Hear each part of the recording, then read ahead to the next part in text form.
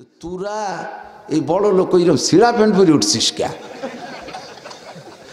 বড় লোক ওই সিরা প্যান্ট, ভালো প্যান্ট নাই তোকে? ও হাসিয়ে দেখো হুজুর এটা বর্তমানে ফ্যাশন। আমি তো বুঝি কইছে তারে, আল্লাহ তোমার পায়ে ধরিয়ে ফ্যাশন আর কত দূর যায় আল্লাহ জানে। এখন কেবল এই জায়গায় এক কোপ, এই জায়গায় এক কোপ, আর এই জায়গায় এক কোপ, 3 কোপ দিয়ে ছাড়িয়ে দিয়েছে। শরীরের লজ্জার শরমের অঙ্গের বিশেষ অংশ দেখা যাচ্ছে। এইটা ফ্যাশন। হঠাৎ করে যদি এমন একটা ফ্যাশন বেড়ে যে চেন খোলা একটা ফ্যাশন, তাহলে এই দুটো যদি চেন খুলে বাস বিমানে ওঠে, আমাকে মৌলভীকে উঠা সম্ভব হবে? আমি অনুমতি দিছি, মুখ খোলা যায়, দুরা কেবল প্যান্ট খোলা শুরু করে দিয়েছে। কথাক্ষণ ঠিক না? আসসালামু আলাইকুম আল কারীমে স্বাগতম।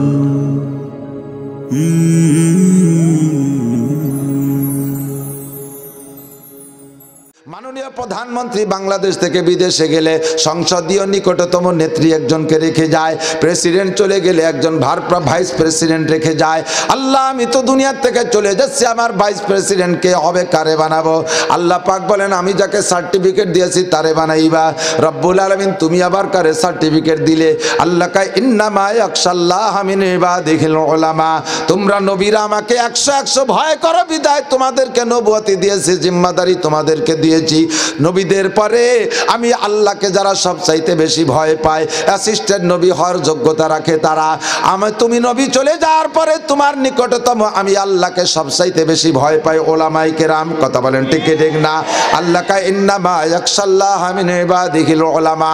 আমি আল্লাহকে ভয় করার মতো ভয় করে একমাত্র ওলামায়ে কেরাম, কারণ তারা আল্লাহকে চেনে। একটু কষ্ট করেন, কারণ তারা আল্লাহকে, ঠিক না? এ ভাই, পুলিশ ডিপার্টমেন্টের পোশাক, পুলিশের র্যাঙ্ক সম্পর্কে যাদের অভিজ্ঞতা নাই, আমরা পুলিশের পোশাক দেখা ও জায়গা কি কোনো পার্থক্য করতে পারবো? আমরা মনে করবো এই রঙের পোশাকের পুলিশ, সব পুলিশ বুঝি এক দরে বিক্রি হয়, সব পুলিশের এক মর্যাদা। আমি তো দেখি কনস্টেবলেরও যে পোশাক, এসআই এসেরও সেই পোশাক, এসআইরও সেই পোশাক, ওসি স্যারেরও সেই পোশাক, এসপি স্যারেরও সেই পোশাক, ডিআইজি স্যারেরও সেই পোশাক, আইজি স্যারেরও সেই পোশাক।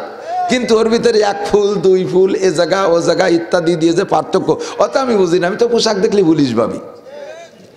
এই পুলিশের ভিতরে পদমর্যাদায় পার্থক্য আছে না নাই? আইজি সাহেবের যে মর্যাদা, কনস্টেবলের সেই মর্যাদা। আইজি সাহেবকে যে পরিমাণ শ্রদ্ধা করতে হবে, সেইটা তো আমি পাবলিক বুঝবো না, বুঝবো তো পুলিশরা বোঝে, ঠিক না? এই জীবননগরের সবচেয়ে বড় ডাক্তারকে ডাক্তাররাই চেনে, জীবননগর বাজারে সবচেয়ে বড় ব্যবসায়ীকে তার ব্যবসায়ীরাই চেনে, এই এলাকার ভিতরে শিল্পপতি সবচেয়ে বড় ধনীকে এলাকার মানুষই চেনে, ঠিক না? আল্লাহু আকবার। সেই হিসেবে তারা শ্রদ্ধা করে। আল্লাহ কয় আমার ফ্যামিলির সদস্য যারা, তার মধ্যে নিকটতম সদস্য উলামায়ে কেরাম, ওরা আমারে চেনে, কারণ আমারই নিয়ে বিরাম তারা গবেষণা করে, কোরআন পড়ে, হাদিস পড়ে। আমি কটটুক, ছোট না বড়, 1 হাত না 1.5 হাত, 2 হাত না 5 হাত, আমার দাঁত কটা, হাত কটা, পাও কটা, সব ওরা চেনে। এই জন্য আমারে ভয় করার মতো ভয় ওরা করে। নবী তুমি চিন্তা করো না, তুমি তোমার অ্যাসিস্ট্যান্ট উলামায়ে কেরামরে তোমার অ্যাসিস্ট্যান্ট বানায় দিয়ে যাও। সঙ্গে সঙ্গে নবী বলেন ইন্নাল উলামা ওয়ারাসাতুল আম্বিয়া। আমার পরে আমার অ্যাসিস্ট্যান্ট হবে উলামায়ে কেরাম। জোরে কোন সুবহানাল্লাহ। কোন হাদিসের মধ্যে কেউ কইতে পারবেন না যে ক্বালা রাসূলুল্লাহ সাল্লাল্লাহু আলাইহি ওয়াসাল্লাম ইন্নাল ইঞ্জিনিয়ার ওয়ারাসাতুল আম্বিয়া, ইন্নাল ডাক্তার ওয়ারাসাতুল আম্বিয়া, ইন্নাল ডক্টর ওয়ারাসাতুল আম্বিয়া, ইন্নাল প্রফেসর ওয়ারাসাতুল আম্বিয়া, ইন্নাল বিসিএস পাস ওয়ারাসাতুল আম্বিয়া, ইন্নাল এমপি মন্ত্রী ওয়ারাসাতুল আম্বিয়া, ইন্নাল তিনসিল্লা ওয়ারাসাতুল আম্বিয়া। এর আছে কি কোন জায়গা? কথা বলেন, আছে? কোন জায়গা নাই। আছে ইন্নাল উলামা ওয়ারাসাতুল আম্বিয়া। ঠিক কি ঠিক না? তাহলে নবীদেরকে আল্লাহ তাআলা ওয়াজ করার জন্য মাঠে সেট করছে। নবীদের একটা ইউনিফর্ম ছিল, ওয়ারাসাতুল আম্বিয়া অ্যাসিস্ট্যান্ট যারা হবে তাদেরও সেই ইউনিফর্ম হতে হবে, ঠিক না? নবীদের পোশাকের ভিতরে যে ঢং ছিল, যে সুরত আর শেকেল ছিল, আমি বক্তা হিসেবে, আমি আলেম হিসেবে আমারও সেই রকম থাকতে হবে। আমার বিশ্বাস, আমি কসম দিয়ে বললে মিথ্যাবাদী হবে না, কোন নবীও এই সেমড়ি গে মেয়ে গে সিট কাপড় দিয়ে জামা বানাই নেই। কথা কন না কে? সিট কাপড় দিয়ে, সাফা সিট আলা সেমড়ি গে কাপড়, মেয়েকে কাপড় আছে না আলাদা, ওই কাপড় দিয়ে কোনো নবী জামা বানাই নেই। তাহলে যদি কোনো ওয়ারাসাতুল আম্বিয়া হয়, তাহলে তারও জামার মধ্যে সিট কাপড়, সাফা সিট কাপড় হলি বড় ভালো হবে না। কথা কন না কে? ঠিক কি ঠিক না? অথচ আমরা ওয়ারাসাতুল আম্বিয়া দাবি করে আমরা ইউনিফর্ম ঠিক রাখতে পারি নেই। আমার জামা, আমারে দেখলি শুধু দাড়ি যদি শীতকালে মুখ দিয়ে বান্ধা থাকে, বোঝা যায় না হুজুর না একটা সেমড়ি। ঠিক কি ঠিক না? ও দোস্ত ইউনিফর্মকে ফেল করে ফেলাইছি। আল্লাহু আকবার। আল্লাহ আমাদেরকে হেফাজত করে, জোরে বলেন আমিন। নবী পাক সাল্লাল্লাহু আলাইহি সাল্লামের পরিপূর্ণতা আল্লাহ পাক নিজেই ঘোষণা দিয়েছে। কথায় দিক বাড়াবো না, চলে যাব ওয়াজের দিকে।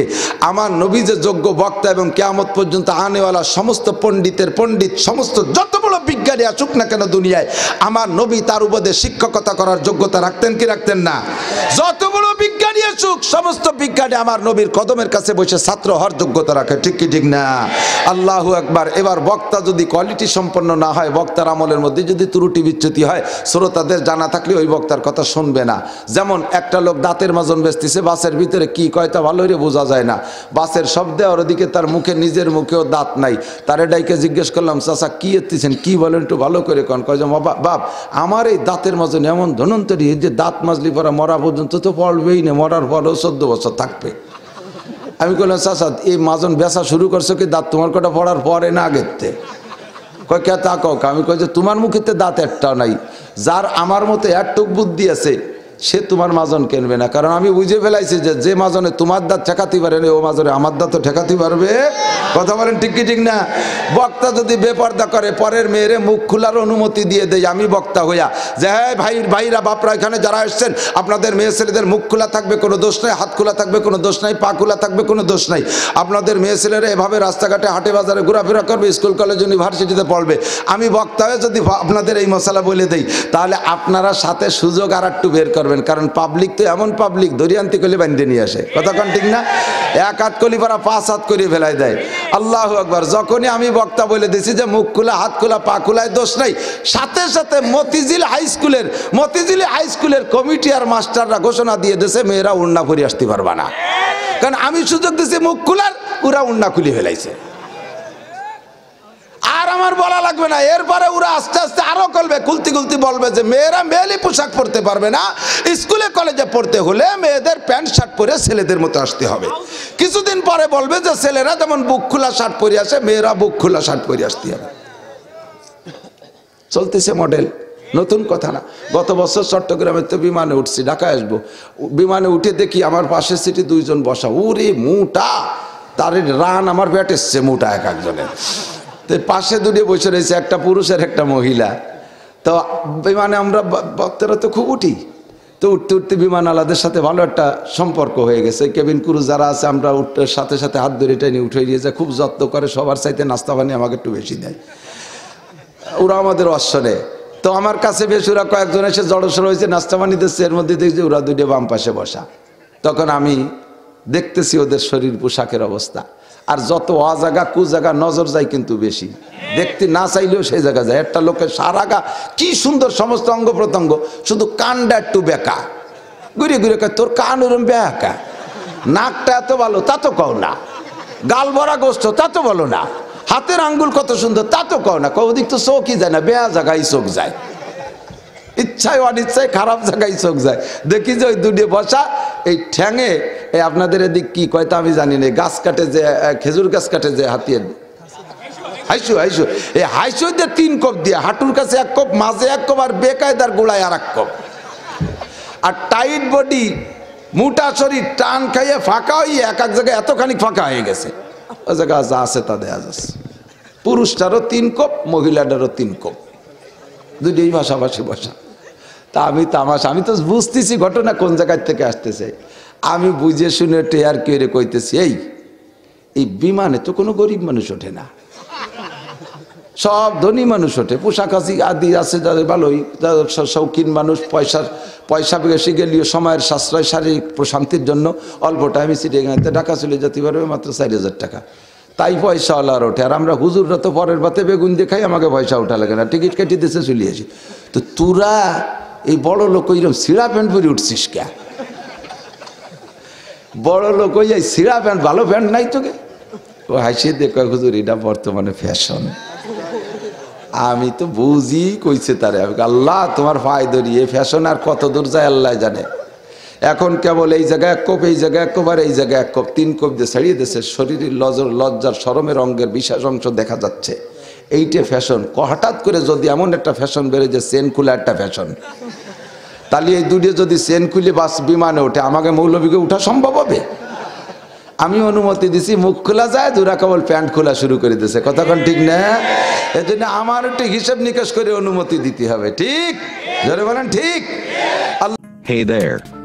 Subscribe to my channel. And also press this bell icon, so you never miss any new updates, cause whenever we upload new video you will get a notification on your phone.